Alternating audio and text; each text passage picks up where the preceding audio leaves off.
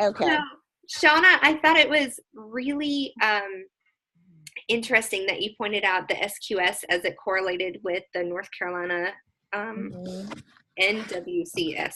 I have to think about that. Mm-hmm. That Right. that was difficult for me to do. I Mm-hmm. literally sat here for 2 days.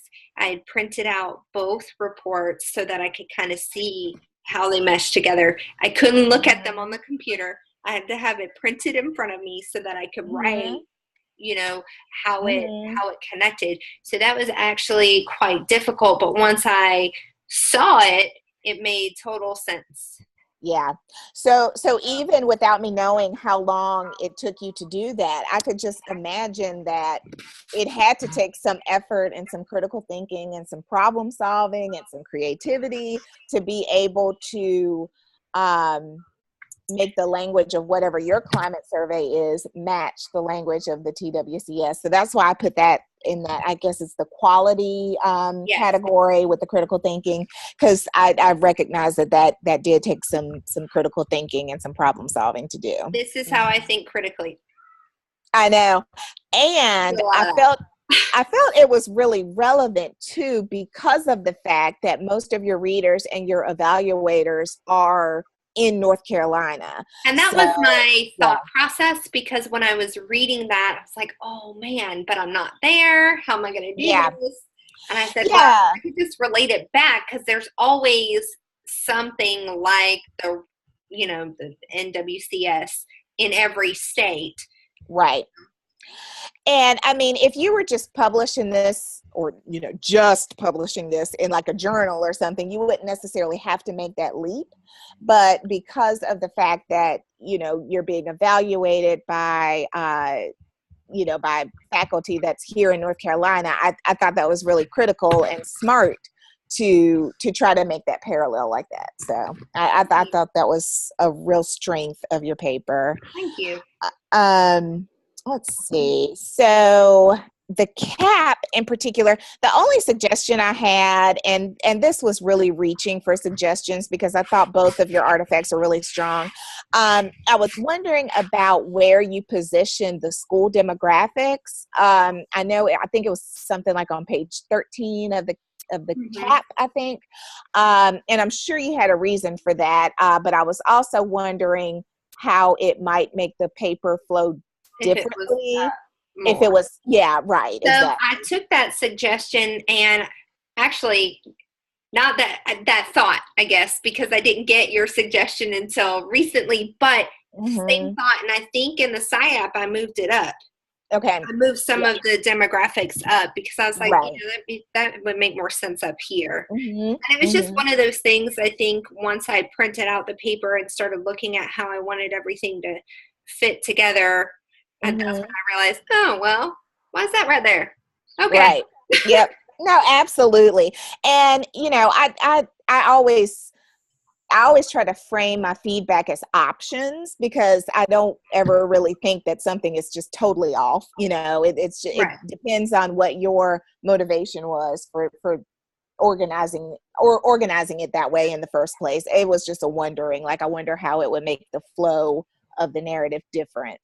I'm thinking it was 7 hours writing the paper on the day it was due, and it was like, let's go right there. Absolutely. and I can feel you on that. Let's see. One last thing that really stuck out to me with your SIAP was your task 1. I thought that your task 1 went into a lot of detail, which I really appreciated, because I felt like that created a foundation for the rest of the narrative, which in a sense is the rest of, I guess, a school improvement plan. Right. And, it just makes sense that you would want a school improvement plan to have its foundation as student needs. So you were very detailed in the academic and behavioral needs of your school. And so I thought you did a great job with providing a lot of clarity around what the behavioral situation is like at your school and what the academic situation is like. So I just really appreciated that, because I felt like that task one, going into so much depth like that, really created like a springboard for the whole motivation behind, the recommendations in the other tasks, tasks 2 through 5. So good job. Thank you. Yeah. And that's pretty much all I have, because Karen, I don't know how I managed to not How do we do that? peer review any of your stuff. I'm sure I read through some of it at some point, but I swear you did when we were doing the SIAP, when we had it segmented. Yeah, so maybe it was the SCIP. I don't know. Yeah, so, you definitely. I think it was the SCIP you did do something with. Yeah, because I do remember, reading some of your stuff, but this time around, for this particular Zoom, I don't think I read any of it. So oh, good. Do you because Shauna, you were missing like a Zoom for your SCIP, correct? Was it the? I know I was missing the peer review. But you didn't get any feedback on a Zoom then, right? Yeah. I guess that's true. Yeah, that's right. Yeah. So let's do it. All right. That sounds good. Okay. So I read your SCIP today. Mm-hmm. And I said the information is aligned to the course reading and fits nicely into the presentation of the information. I said excellent connection to the Hanover research report within the narrative. Mm-hmm. And I felt like that provided the reader with a visual on your data organization. Mm-hmm. In terms of the rubric requirements, you were definitely good to go there. It was a very easy read. The professionalism in your writing helps your reader understand the school and how it functions. I felt like it was very professional and objective, and I could see that you had a real invested interest in the community engagement at your school.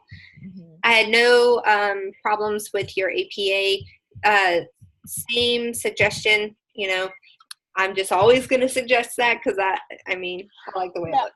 Yeah, no, that makes absolute sense. For general APA purposes, I totally understand that. Yeah. Okay, and maybe it's just like ingrained in me because all of my degrees have been APA, so I'm like, absolutely. So all references were good to go, and I just, instead of putting everything up in the little boxes and trying to figure out what goes where, I just put it all in the comments box. Have you had a chance to read through that yet? I actually haven't yet. Okay, good. Excellent. So that will help me when I'm reading it. Oh, sorry. It's trying to save our last thing. It just like popped up on my screen. I didn't know what it was saying just then. Okay. So another job well done. I decided to put all my comments down here. I love the FRC referenced in your paper. What an awesome way for your schools to engage with community outreach. I loved how you made connections to things like the TWCS. Everything was relevant and not haphazardly placed. One wondering I had was, if your school aims to increase proficiency by 7 percentage points, is there a timeline that's expected? I could have missed that, but I couldn't find it. Right. So for me, that was probably just intuitive, and I just didn't even think to include it, but it was for that 16-17 school year, actually. Okay. Which is, shoot for the moon, and if you don't reach it, aim for the stars, I thought like when you're reporting things like on your academic plan and things, you want to scale back. In a sense, you don't want to be at that 7 percentage point. You maybe want to be in the 2 to 3 percentage point with a projected increase over the course of a few years. Right. So the district, this is before I became part of the district or whatever.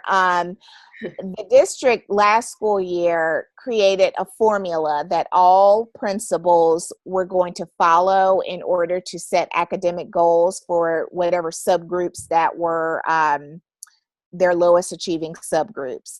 And so just based on our data from, the previous year's EOG scores, that ended up being the calculation for our school. I don't know, since I wasn't involved in those initial talks between the district and the principals. I don't know if that was just an ambitious goal that they wanted to reach for, but understanding practically that may not happen. So that information, I don't know. That's But pretty ambitious. yeah. I read that and I was like, whoa, okay. Yeah, but then and then we also knew that, Chapel Hill is not a hugely diverse place. So we knew that the actual students that we were talking about were maybe 10 out of the whole entire school. So if we could figure out who those 10 were, which we were able to do, and give them intense and intentional intervention, that maybe, you could see that increase. Exactly. Gotcha. Exactly. So, so that's kind of the background on that.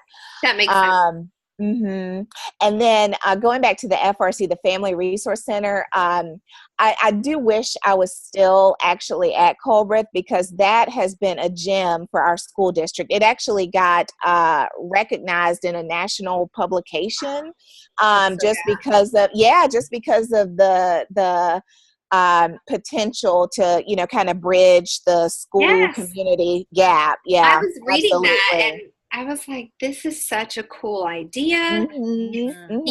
And it's not difficult. Yeah, and it's not everywhere in the district. Colbreth is actually one of I think 2 pilot schools in the district that has this resource center. So they're still kind of in the beginning stages, figuring out how to staff it during the day, because obviously the actual staff at Colbreth has their day jobs, of course. Exactly.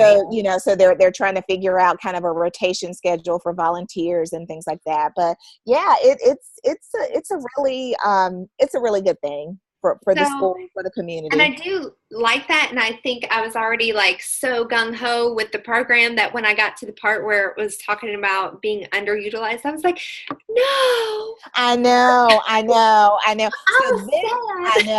So this school year is year 2 of it up and running. And actually year 2 is not even really an accurate timeline, because it didn't open until I think it was late March or April of last school year. So it's still under a year since it's been open. So they really are trying to figure out ways to, staff it, to get the word out in the community and things like that. But I agree with you. I think it's a shame, I know that's like a gem. I know. So yeah. Another thing that I mentioned was you pulled out areas to watch. And I thought that was so cool, because we always see strengths and improvements, but those red flag areas, those cautionary areas that we're already kind of eyeballing, you don't see that pulled out as often as you do strengths and weaknesses, essentially. And you're kind of comparing the 2 of those. So I really picked up on that within your paper. And I thought that, that's overlooked so much. And I felt like that really added to the strength of your paper. All in all, just a very strong paper, made relevant connections to our readings, the TWCS, previous artifacts that you mentioned within, provided so much clarity and a clear pathway to help me visualize Colbreth's goals for improving their community involvement. So awesome. Thank you. Yeah. Well, so, in the position that I'm in now, I was able to actually reach back to my APTL and that academic action plan that we did for that task. And I actually have started implementing that on a district level. I know. I was so excited about it. And so I presented it to my supervisor on, I think it was Monday. And he was like, so I want to talk about what you sent me. I'm like, I'm like, whatever. And he was like, good job. I love it. I was like, yes. So basically it's just adding, and it's such a small thing that I noticed both you, I think, Amber, and I think maybe you too, Karen. It's social emotional learning, something that elementary schools do all the time. But when you get to the secondary level, and I guess specifically in my district, when you get to the secondary level, that is very compartmentalized. It's like the health teachers do that, you know, and that's it. And so, so I added that component to our lesson plan framework for the entire district. So we're about to pilot it at the end of the month. That's so awesome. So I'm really excited about it. So yeah. So how does it feel, ladies, to be at the finish line? Yeah. I know. Done. So all we have to do is submit this, right?